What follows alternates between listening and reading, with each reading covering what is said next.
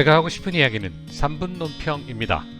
박근혜 대통령 탄핵 때에는 눈치 보느라 꼼짝도 안 하던 소위 말하는 친박이라는 것들이 박근혜 대통령께서 사면 복권되시자 또다시 박풍에 기대어 볼 심산으로 한심한 소문을 흘리고 있습니다.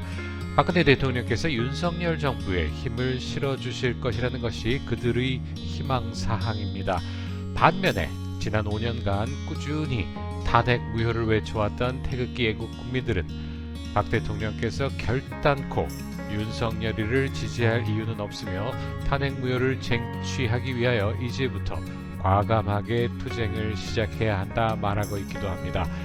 박근혜 대통령의 사저압 대국민 메시지를 아전인수격으로 해석하면서 대부분의 방송에서 박 대통령이 사저정치를 시작했다 말하고 있습니다. 하지만 유영하 변호사는 박 대통령께서 현실 정치를 다시 시작한다는 의미는 아니라면서 박 대통령 메시지가 정치 재개로 보여지지 않기를 바라는 모습이었습니다.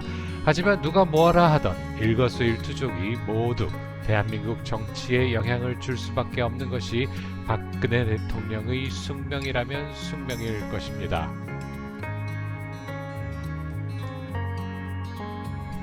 어쨌든 윤석열은 박근혜 대통령께서 손을 잡아주시지는 않더라도 새로 출범하는 정부에 반대하는 세력이 되지는 않았으면 하는 바람이 간절해 보입니다.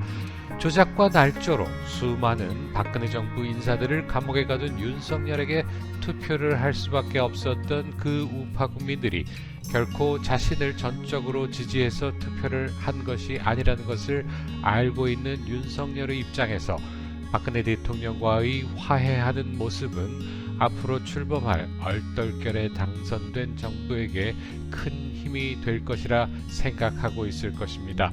한간에서는 윤석열에게 박근혜 대통령의 진정으로 사과 먼저 해야 한다 주장하는 목소리가 있기도 합니다. 하지만 윤석열이가 사과를 한다면 그는 그의 존재 자체가 부정되는 것이기 때문에 실현 가능성이 별로 없다 할 것입니다.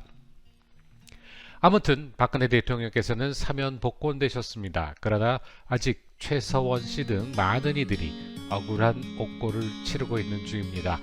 박근혜 대통령께서는 윤석열을 조작 날조를 일삼던 검사 윤석열이 아니라 대통령 당선자로 대접을 해주시는 대신에 그에게 문재인 정부에 의하여 억울한 옥살이를 하고 있는 모든 이들의 사면을 요청하셨으면 합니다. 그들 모두가 사면이 되어야만 사기 탄핵 사태의 일막이 막을 내리는 것이 아닐까 합니다.